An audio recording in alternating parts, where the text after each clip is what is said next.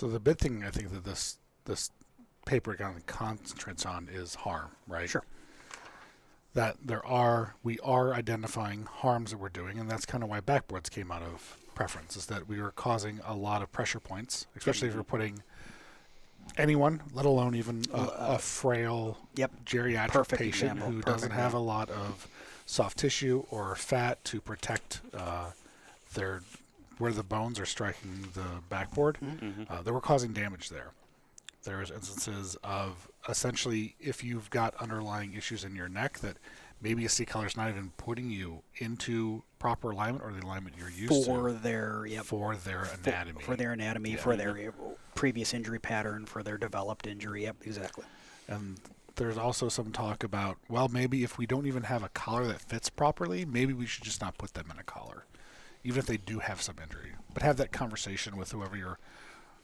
If they're intending you bringing them in, they're going to go in a collar, but it's going to be a bigger question for us. And we've got really nice Aspen collars where I work anyways. They're going to fit anybody. They're nice and they're padded. They're very, very adjustable. I've not had a patient I couldn't fit into a collar. But there are no-neck people out there that you may not be able to easily fit into a collar. Right. You bring up an interesting point with the Aspens, right? So the rigid extrication collar that EMS kind of behind me, that EMS already popped open. that EMS ubiquitously uses, right? And they're always necklace, right? 100% always necklace. I can't remember the last time I used a setting other than that. Exactly. I do remember a day when there were not sizable collars, and we used to have 20 of them, different sizes, hanging on the overhead grab rail of the ambulance, and you had to go up there and take 3 of them down and size them up. But nevertheless, you bring up an interesting tidbit with the Aspens, right? Is it partially a function of the tool we are using, right? Are we using an inappropriate tool for the job? And I say that kind of out of a place of respect in that on the critical care ground trucks, we carry Aspen collars just for that reason, right? If they come upon somebody that they're transporting as a trauma, they'll flip them over into an Aspen, right? Which is a 2-piece collar, right? And to your point, padded incredibly differently than this piece of garbage, right? With replaceable pads. I mean, a totally different animal. But part of me wonders, are we just using the wrong tool, or are we using the wrong tool in an ineffective manner, right? My gut says probably don't need to, but he brings up a good point with that Aspen, with the Aspen collar. The the other thing as I read through this that probably comes a little more into focus for me. Again, we knew it ahead of time. We knew it before. We knew it in 2018, 2019, that leaving patients on boards for the longest time. But kind of as a compromise, a lot of the mindset in this, and I'm really speaking to this area, this region, a lot of the mindset was, well, we don't want to routinely do it, but if you used the backboard for a utilitarian reason, you don't need to take the time to take them off of the board. And I think this is the next layer for me, right? Again, I think if you're extricating from a car, using that as the bridge makes logical sense to me, right? I don't want to take it. I don't want to take it off my truck. Yeah. I don't need 3 cabinets worth of backboards anymore, right? I just need my one. You weren't dropping off all your patients on backboards and coming back to the other ship to pick them up, right? Yeah. But that I think that's probably the best suited for that application. We use the water extrication. I've never. Will a Reeves float? It's got wood slats in it. I imagine it would. I've never tried to have one. I've never had a Reeves in water. I do know backboards float absolutely very exquisitely nicely. Well, Yes. right? Exquisitely well. I don't almost to a deficit if you're trying to extricate a patient who's vertically in the water and holding that board in the water vertical is quite the effort. Yes. Yeah. That's a great point. So, shield, using it as a shield during extrication, slide it between the, behind the driver and passenger seat if you're taking the roof or whatever, Yeah. right? Yeah. Again, but I think this brings for me a little more into focus. If I do pull them out onto a backboard, I might have been like, well, we did it for so many years, I'll just leave them on here. One less thing to do. I think I'm probably more apt with this next layer to say, you know what, I'm gonna take that minute to slide that out from under you and just do I completely agree with our that. standard standard spinal motion restriction as it's currently illustrated. Yeah. And I use this with a lot of crews, basic through paramedic. Like, if the first thing that they do in the emergency department, if Is that's take the 'em first off, thing they do right? is take them off or get an airway. Like, if they rush to do something first thing in the ED other than just a general assessment of the patient, probably something you should have considered pre-hospital. You should take pause and Yeah, and that's what we do with these patients that come in on these boards. The very first, unless we're addressing life threats, the very first thing we do, we take them off the board. We even take them off the mattress. I understand the vacuum mattress is a little bit more. You got really nice handles on it. It probably not as, this is all anecdotal gut feeling that probably doesn't create the pinch points that a hard board does, but they are saying that even the vacuum mattresses are causing harm.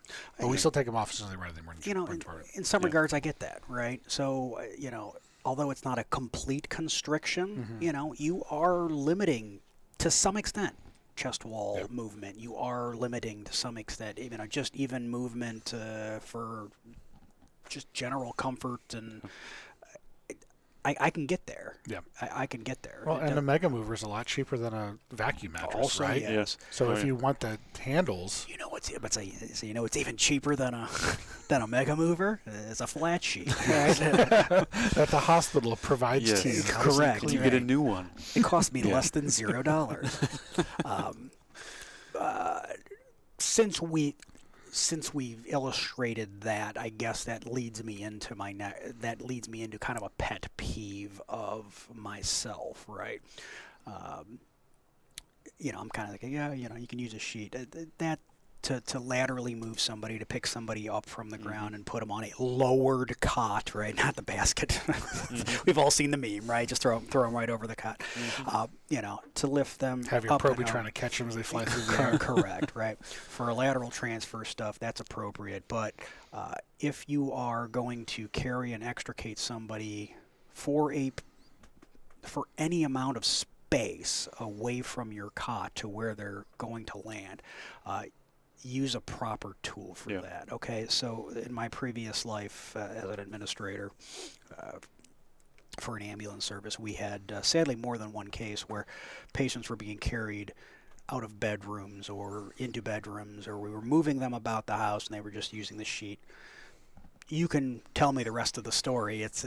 We know what happens. The sheet rips, the patient goes to the floor. There's additional injury, above and beyond. Use a purpose-made device like a mega mover. Yes, it's still something that is not rigid. It's not going the right tool for the right job. Right job, right. Tool for the right job. But something like that, I think, is a must. To your point, relatively inexpensive, right? But in that situation, like a Reeves is going to be perfect for it. It's rigid. It's got handles, a little more portable. Yep. A mega mover is easier to probably fit underneath the patient than rolling a patient onto a Reeves, a little more comfortable. But ED is different than in a bedroom, right? You're smacked in a bedroom. It's just going to be maybe just the three of us trying to get this patient out of the bedroom. There's no room to even move your cot into the bedroom. Cot's at the front door, and we're going to have to go down at least half a flight of stairs. Yep. Yeah. And I think even just the size of your patients that you're dealing with as well, differentiating between the two. You know what I mean? Whether it's the Reeves or the vacuum mattress, that sort of thing. So.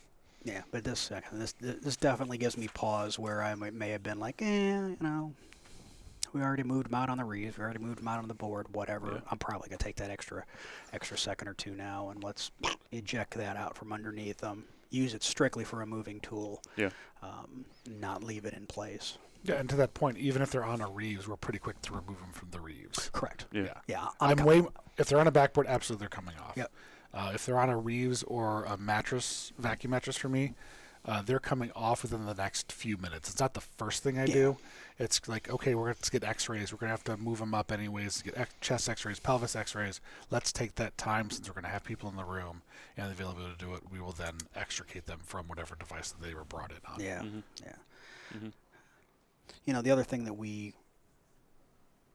that falls into that same space, but at least in this region, and I'd like to really kind of know how in other places of the U.S. I think it all follows pretty closely. Is the use of a KED as I honestly can't remember. I've used a KED more times for off-label things. I'm doing the air quotes here. Off-label things is immobilizing a kid or doing a hip or pelvis immobilization. I've used it for every more reasons than I can only honestly think of one or two times that I literally had somebody with a spinal injury that I deployed that tool for. Yeah. So much so it's not required in the state of Ohio on an ambulance anymore. Yeah. So.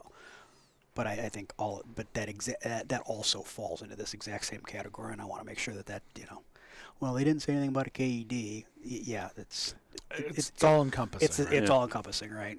It's not just backboards. It's any spinal anything we're doing to restrict a patient's movement via spine. That essentially the secondary injuries, which I kind of knew in the back of my head, and I knew there was research out there to suggest it, but this paper really delves into, and it talks about the individual research studies that they found, that really we're not seeing any benefits. Not saying there's not. They didn't find in the studies that they looked at no benefits to putting him there. Correct. Which was surprising to the authors of this paper.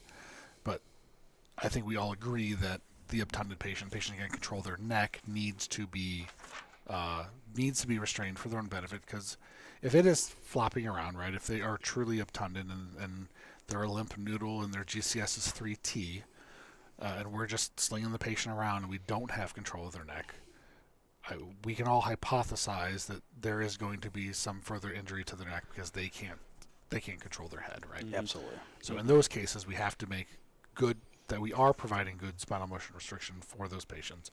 Part of that's going to be a C-collar. But if you need to manage their airway, if you need to, even for me, let's say that if I need to get better access, and not that IV IOs aren't great, but there's oftentimes we need to provide central access to these patients, and we much prefer a IJ to any other line, that I might feel a little bit better taking down a C-collar. If they're 3T, they're not moving, they're laying down in my bed, I'm not going to be whipping their head back and forth. Mm-hmm. I can more successfully obtain that central access to give them the life-saving medications that they need.